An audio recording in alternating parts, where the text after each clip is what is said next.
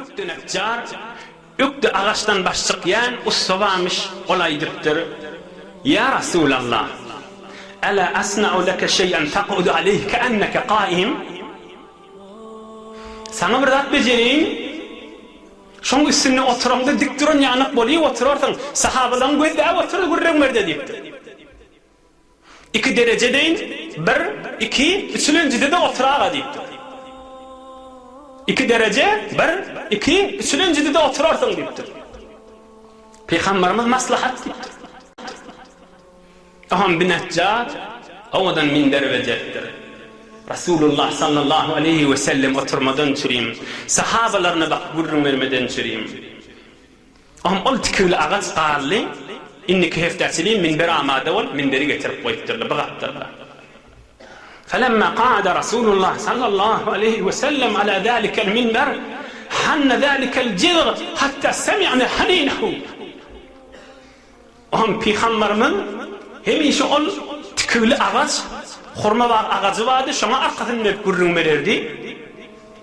İnni minber bezerlerine bir edip Resulullah sallallahu aleyhi ve sellem barib evvelki dereceden çıkıp, ikinciden de çıkıp, üçüncüde oturanla ol ağaç ağla verdir, çağa çıkıyanak. فَاَقْبَلَ النَّاسُ عَلَيْهَا فَرَقُوا مِنْ حَنِينِهَا. O sahabeler hemmesi ağaca kaşınmaktırlar, kefili ağaç.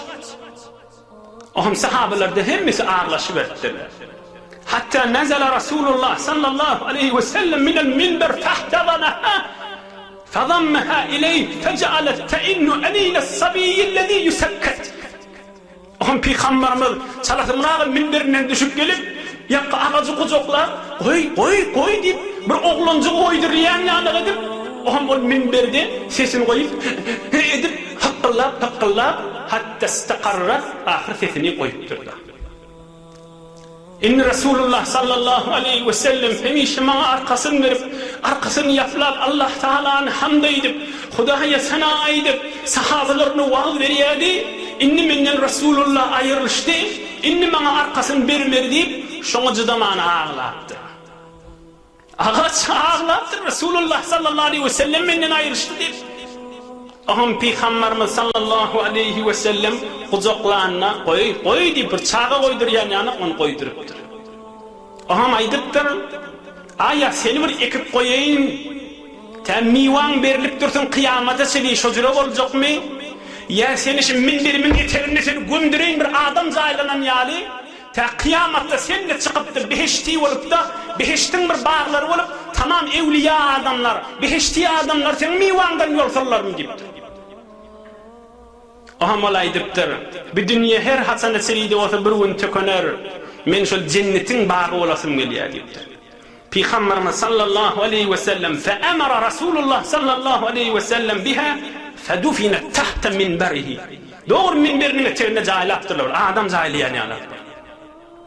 قال البيهقي هذه الأحاديث في أمر الحنانة كلها صحيحة şalaydylan gurrundan hemmesi şol sütun marada Peygamberimizin sütunun ağlarının barasında tamam sahih senetli gurrun şulan hemmesi. Bir ağaç ağlap kalıptır. Aya şu gurrun bol kalmalı mı? He, Peygamberimizin bir mucize hava ulukan var. Vağana Resulullah aşıkmıştı qarlı mı şey? Yok.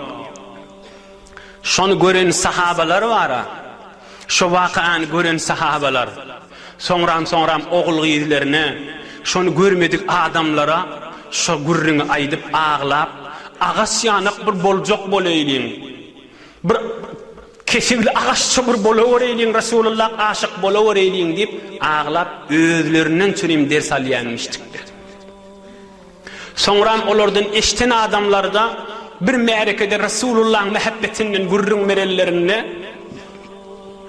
ey cemaat bir vaxt Resulullah sallallahu aleyhi ve sellemin yaplanıp duruyan ağacı ağlattır Resulullah aşık bolup ağaç sabır boluvereylin Resulullah aşkımız boluversin deyip olarda ağlap gurrun meriyenmiştikler.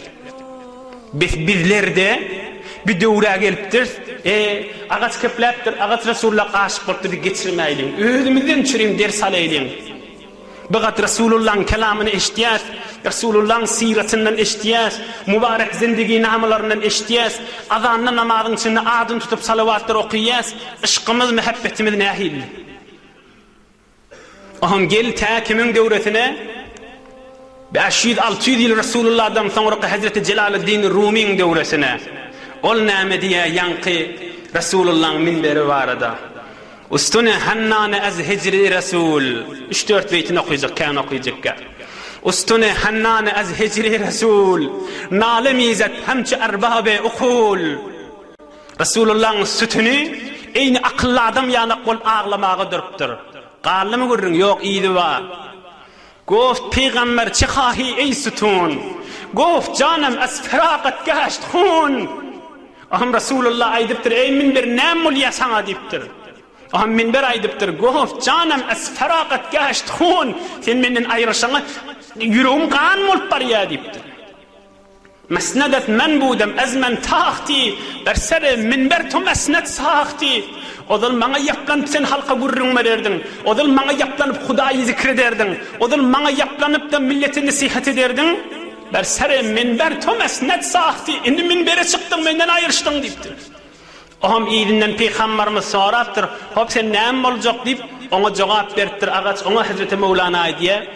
Goft an khahem ki daim şut baqaş. Beşnu ey gafil kemez çubi nebaş.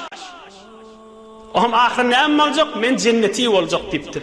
Ey gafil adam, eşit buyurun, ağaçtan etek bolama, ağaçtan pes bolama, ağaç savur bolaver deyip bir daha da dersini aytıptır bizlerden çürüyüp. Beşnu ey gafil kemez çubi nebaş. Ağaçtan pes bolama deyiptir. Ağaç savur bol deyiptir. Yine bir de hikayesini ayda kana koymandır Hazreti Mevlana Kuddise Sirru. Dersini aydıptır.